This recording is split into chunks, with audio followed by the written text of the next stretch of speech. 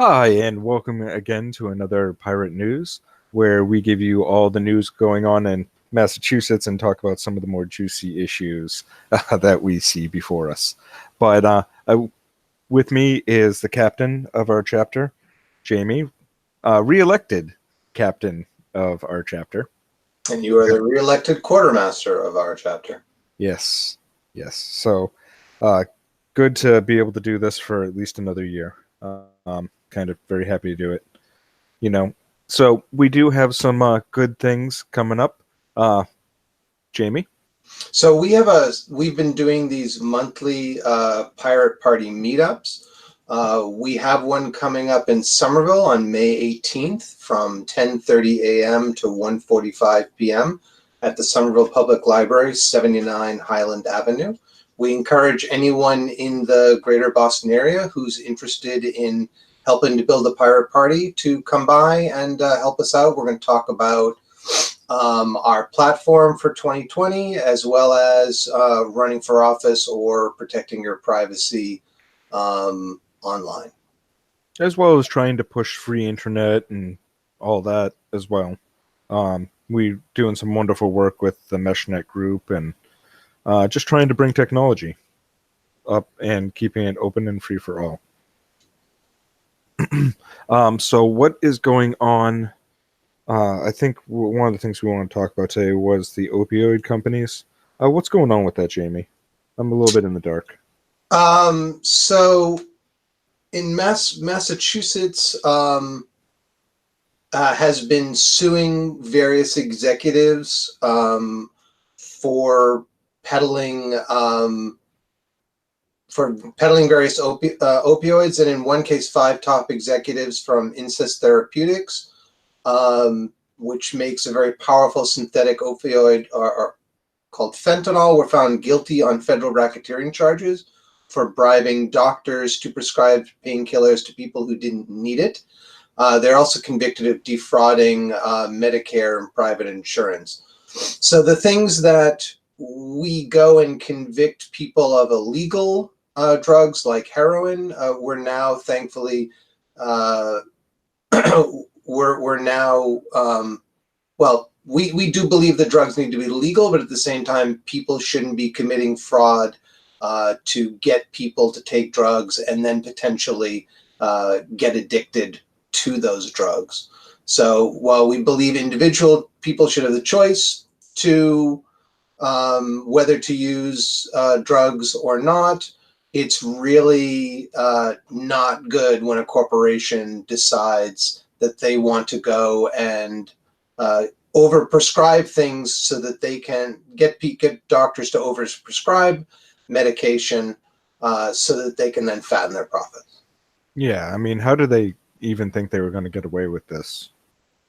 Is my with bribing doctors to give patients this drug? I mean, that seems like our medical industry, and it's good that it's good that at least somebody's taking action to get these guys where it hurts.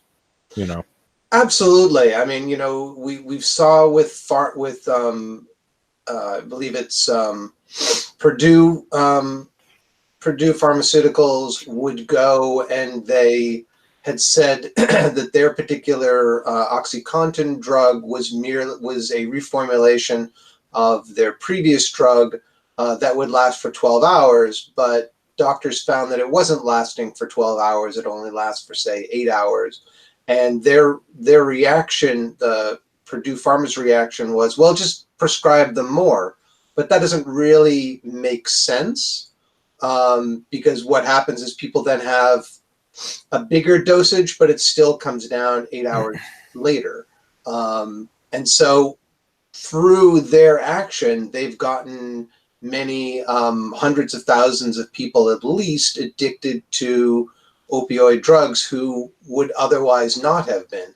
And that's certainly one of the reasons why there are more people dying now of overdoses than there were before. And indeed, if you look at the numbers, the life expectancy of Americans, generally those who are in the 30 to 60 age range, especially say poor generally white women, have seen dramatic drops in their life expectancy because of the actions of these corporations.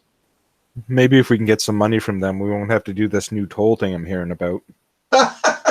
Yeah, so I live in the Boston area, and there's a lot of cars on the road, some of which are ride-sharing companies. Before we could limit how many taxis were on the road, but now Uber and Lyft can have any number of people on the road driving around trying to pick people up. And as a result, people aren't using the MBTA as much, they're not walking as much, and they're getting these short-term rides. And what we're seeing coming out of the legislature and people agitating for is congestion pricing. And that is to say, within a certain area, say parts of Boston or parts of Boston, Cambridge, Quincy, whatever, they're going to, if you come into that area, then they're going to charge you, in essence, a toll for entering that area.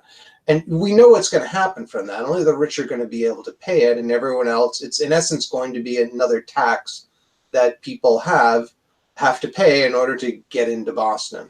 Yeah, I mean, what they're doing with Logan, I absolutely hate, because all they did was ruin it for everybody. You have to park, if you're just getting dropped off, you have to park on the other end of the terminal. So if you're like handicapped, guess what? You're going for a long roll, just trying to get all the way through the airport, just because you were dropped off. Because I don't like it at all in any way, shape, or form. Yeah, absolutely. It doesn't make any sense. You're just moving. You're trying to consolidate where they are, but we don't consolidate this for taxis. Maybe instead of all these tolls for people, because people who are law-abiding citizens, and why don't they just tax the corporations for everything that they need to get for these taxes and tolls? Well, I mean, there are certainly efforts to do that.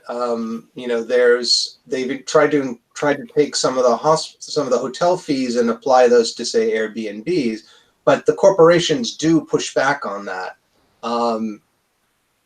So, I mean, you're not going to. Corporations are never going to want you to decrease their profits. So, yeah. But the other thing we're also seeing is people are agitating for putting tolls on. We already have tolls on Route 1 coming into Boston. We have tolls, of course, on 90, even though we paid that off decades ago. And indeed, some of the fees for the Big Dig have been are being paid for through tolls to on the Pike.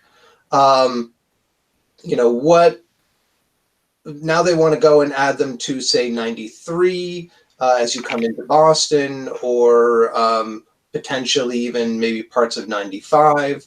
I was driving up to Maine, and man, there were a lot of tolls that I went through just between New Hampshire and Maine, and a lot of these roads are paid for with federal money. So why are we putting tolls on roads that we as taxpayers have already paid for? Plus it's a privacy issue, with congestion pricing or with tolls. We're using these. They scan your license plates, or you have a transponder. The transponder can be tracked anywhere. We saw in New York City, they put various monitoring things throughout the city, not just in the places where you actually had to pay. And that becomes one more part of tracking where you go. I mean, if we have problems with not having enough revenue for our roads, we know the solution to that. It's called a gas tax. And we can set the gas tax up such that the rich are more likely are going to have to pay more, simply because you set a high gas tax and then you give a rebate to everyone who's below a certain income threshold. Yeah, but then they would just pass it on, that tax, to everybody else. by Well, it raising the depends. price. How do you pass it on when you're just driving into work? Mm. No, so what I'm saying is the oil companies can simply raise their prices too in order to compensate, so they're still getting the profits. And then Well, our no, but yeah, I mean, remember this: the gas tax is cents on for every gallon, so they never it doesn't affect their profits in as much as long as people don't decrease the amount of gas they're buying, which of course is always a good thing considering the climate catastrophe we're facing. Um, that's a potential. It's not going to affect their profits directly. mm, It's not like we're saying, if the price of gas is X, well, we're going to take it's X plus the tax. It's not we subtract the tax off of the price of X. I mean, from what I understand, one of our biggest issues is with not with people making money, because we want everyone to live and succeed and try and go. What I really see it as is these companies hiding behind the veil of corporations in order to not have the accountability, like what we're seeing with the opioid companies, where they hide behind the corporation and be like, "Hey, it's not my fault." And so I a was lot just of following orders. yeah. So Didn't get to Nuremberg. a lot of piercing the corporate veil, as the saying goes, is really what I would like to see pushed for. I mean, someone like, say, Robert Kraft, who at least his players love him, and we all love what he does with the Patriots. And he I mean, reaped a very large reward from that and has had subsidies from the government yeah, for his highways and the things at Foxborough. So yeah. So, I mean, if someone like that, who at least has done a lot of good in the communities with a lot of the sponsorship programs and like the Best Buddies program and stuff like that. Um, what if he wanted to go down? I'm totally fine with him doing what he did, as so long as he didn't have any partaking in the trafficking part of it. I could care less that he went and got what he did, trying to keep this PC for all audiences.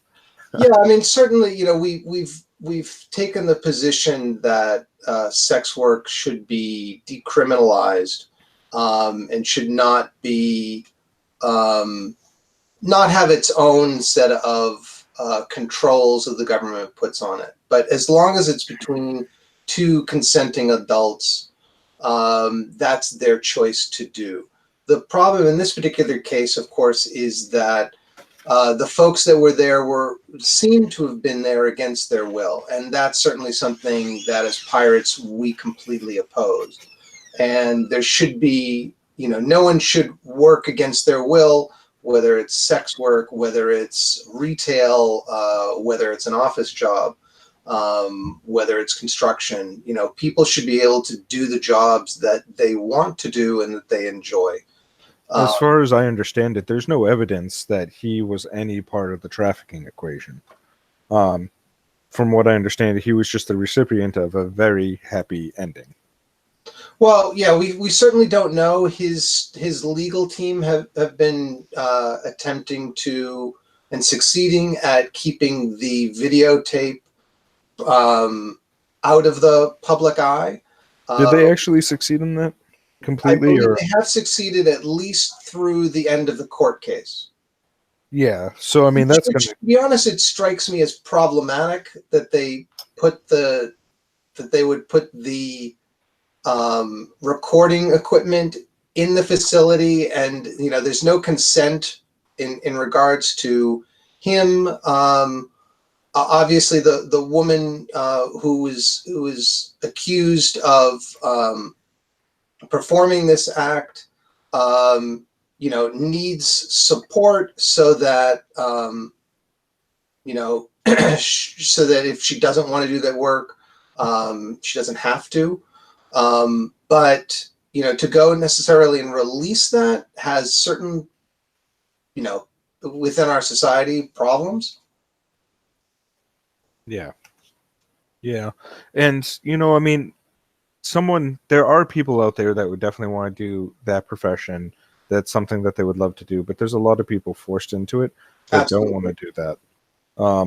There's a lot of people forced into retail or forced into awful office work or Oh, yeah, to like boning chicken or things like that.